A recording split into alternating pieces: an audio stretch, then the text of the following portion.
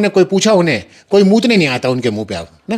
پہلے تو لوگ تھوکتے بھی تھے, اب تو موتنے بھی کوئی نہیں آتا ان کے منہ پہ. تو یہی آتی ہے جب ایک مسلمان کے مذہب کے بارے میں کچھ کہتا ہے نا, اپنے ہی مذہب کے بارے میں, اسے اپریشیشن ملتا ہے میڈیا, گودی میڈیا کی طرف سے اور ایک ان بھکت کی طرف سے. تو یہ تمام خوش ہوتے ہیں 2-4 دنوں کے لیے. پھر اس کے بعد جب یہ کنورٹڈ ہو جاتے ہیں ہندو کی طرف نا, پھر ان کی اوقات کیا ہوتی ہے نا, پھر وہ نچلے درجے کے کہلاتے ہیں ہندو.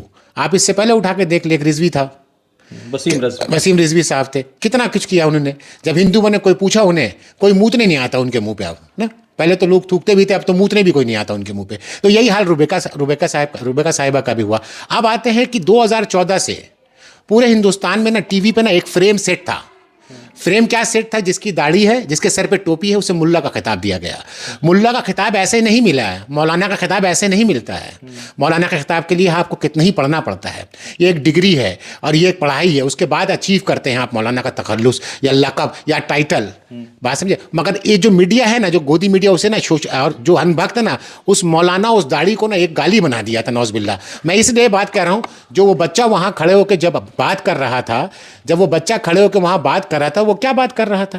وہ کس کو ریپرزینٹ کر رہا تھا؟ اس نے کچھ حدیث کے بارے میں, حدیث سے کوٹ کیا, اس نے قرآن سے کوٹ کیا, اس نے کسی آسمانی کتاب سے کوٹ کیا, اس نے دنیاوی بات سے آپ کو ہرایا ہے کہ خدا ہے.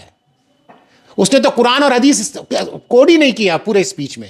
اور کہیں بھی فریم میں وہ دکھا ہے, کہیں بھی فریم میں وہ دکھا ہے کہ وہ مسلمان ہیں.